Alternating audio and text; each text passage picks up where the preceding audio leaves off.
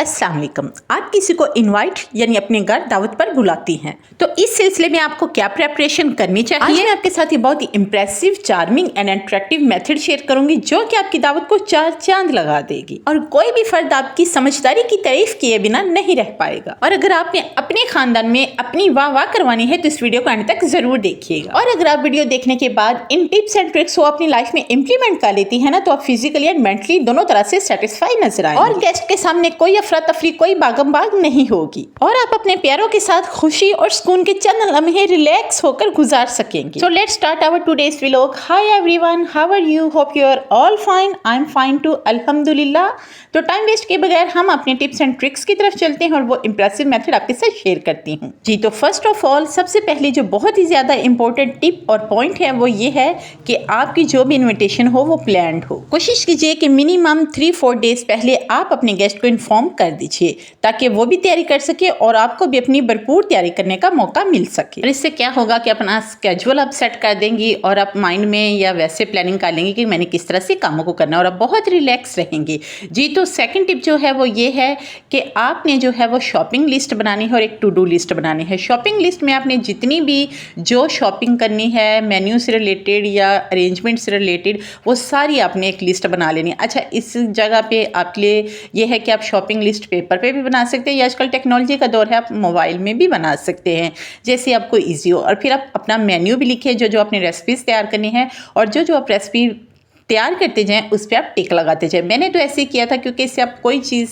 भूलती नहीं है, बाद में आपको रिपेंट या पछतावा नहीं होता कि ओ मैंने तो ये भी बनाना था, ये करना था या ये प्रेपरेशन करनी थी, ये रह गई चीज़। तो आपकी जो किया किराए पे ना सारा पानी फिर जाता है और आपको बहुत रिपेंट होता है। तो इससे बचने के लिए ज़रूरी है कि आप अपना ना सिर्फ शॉपिंग लिस्ट लिखिए बल्कि मेन्यू लिस्ट लिखिए, टू डू लिस्ट लिखिए और जो काम करते हैं जो उसको टिक करते जाए। क्योंकि मैं बिल्कुल ऐसे करती हूँ और मुझे फिर किसी चीज़ में कोई कमी नहीं लगती और मैं बहुत सेटिस्फाई होती हूँ। और अल्हम्दुलिल्लाह ये मेरा अपना लाइफ एक्सपीरियंस है और जब से मैं यानी कि मैरिड हूँ और ख़ुद से जो है इनविटेशन को अरेंज करती हूँ तो अल्हम्दुलिल्लाह मेरी पूरी ख़ानदान में तारीफ़ ही होती है। कभी भी किसी ने जो है वो ये नहीं कहा कि आपकी ये चीज़ कमी रह गई थी या मुझे किसी चीज़ का बाद में रिपेंट हुआ। तो अल्हम्दुलिल्लाह मेरी ये लाइफ एक्सपीरियंस है और मैं अपनी लाइफ में जो इम्प्लीमेंट करती हूँ वही आपके साथ टिप्स शेयर करती हूँ। जैसा कि यहाँ पर देखिए जी, मैं बेडशीट को कैसे जो है फोल्ड कर रही हूँ। इससे ये होता है कि आपकी जो बहुत ज़्यादा सिलवटें नहीं पड़ती और आप इनको आयरन किए बगैर भी बिछा सकते हैं। तो ये देखिए बड़ी फोल्डिंग में ये ऐसे ही बिल्कुल जो है ना प्रेस किए ही रहते हैं।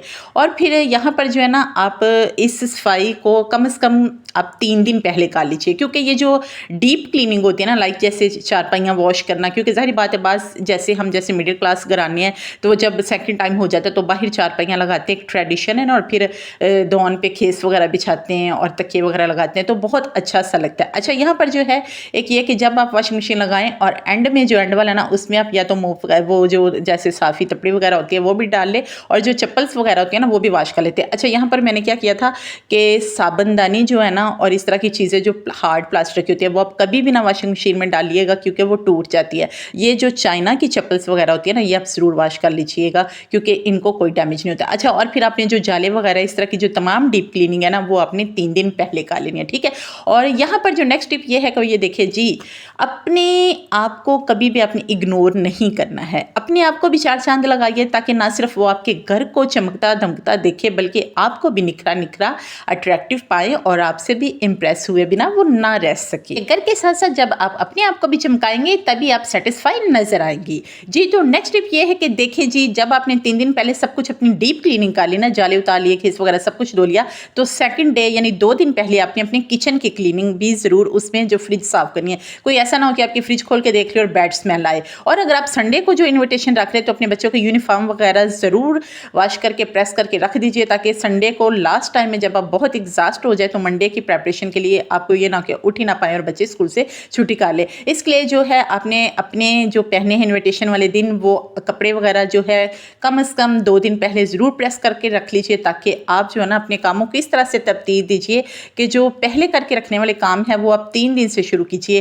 फिर 2 दिन पहले जो काम करने और फिर जो 1 दिन पहले काम करने हैं। इस तरह से मैं कामों को तरतीब देती हूँ। आप अपने माइंड के मुताबिक कर लें कि कौन से ऐसे काम हैं।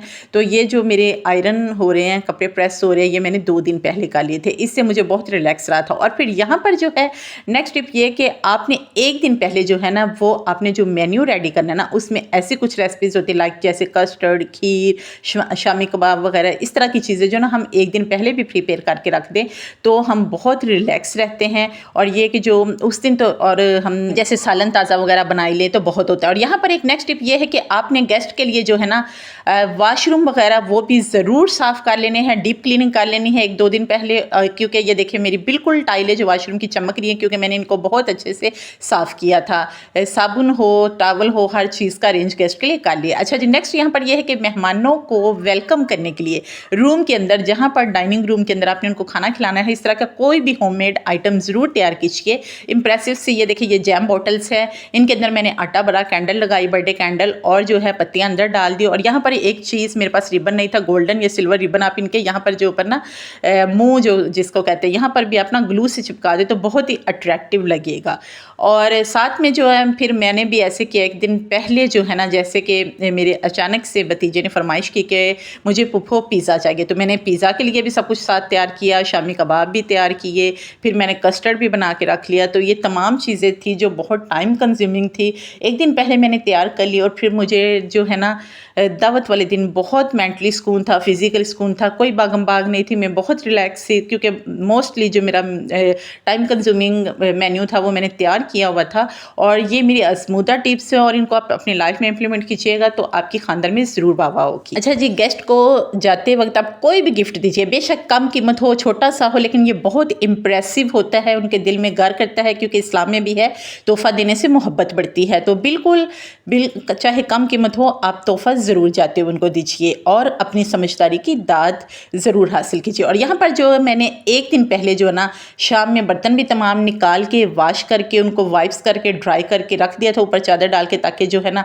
फिर मेहमानों के सामने नहीं कभी डिनर सेट निकाल रहे तो कभी वाटर ग्लास निकाल रहे, ये सब कुछ ना हो, क्योंकि इससे आपका सलीका देखा जाता है। और फिर शाम में 1 दिन पहले आप जो तमाम डेकोरेशन पीसेस हैं, तमाम बेडशीट, कवर, वैस, हर चीज़ जो है ना आप अरेंज करके साफ़ करके सेट कर दीजिए, क्योंकि सुबह जब जिस दिन उन्होंने आना ना उस दिन तो आपके और ही बहुत एक्स्ट्रा काम होंगे, तो आपकी बहुत दौड़ लगी होगी। तो इसलिए इस तरह के जो डीप काम है ना, जैसे डेकोरेशन पीस सेट करना, सोफ़ा के कवर चढ़ाना, बेडशीट बिछाना, रूम को सेट करना, ये देखिए यहाँ पर मैं 1 दिन पहले शाम के बाद ये जब फ्री हुई थी तो मैं सब ये काम करके फ्री हो चुकी थी और रिलैक्स थी कि अब मुझे ये तमाम काम नहीं करना पड़ेंगे। और मैंने जो है वो फ़र्श वगैरह भी सारा वॉश कर लिया था। ये देखिए मेरा टेरेस, सेहन, हर चीज़ जो है ना वो नीट एंड क्लीन लग रही है। यहाँ पर मैंने टेरेस जो है ना वो सुबह सुबह उठ के वॉश किया था, क्योंकि ये ओपन है, बाहर है और आजकल रेन का मौसम है और गेस्ट ने आना था तकरीबन 2 से 3 बजे के दौरान। लास्ट बट नॉट लीस्ट, मेहमानों के आने से पहले 50 रुपये की रोज़ पेटल जरूर मंगवा लीजिए, क्योंकि 50 रुपये की रोज़ पेटल वो काम करेगी जो आप 50,000 रुपया लगाकर भी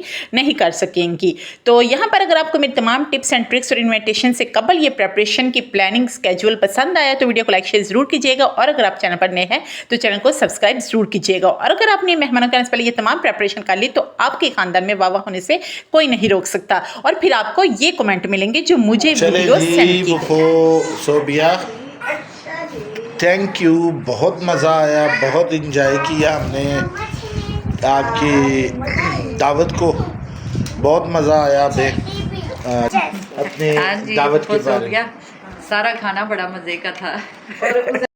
यम्मी जी खाना, बहुत थैंक्स सोबू। ऐसे इन्फॉर्मेटिव वीडियो लेकर अपनी बहनों के लिए हाजिर होती रहूँगी, इंशाल्लाह फिर मिलेंगे।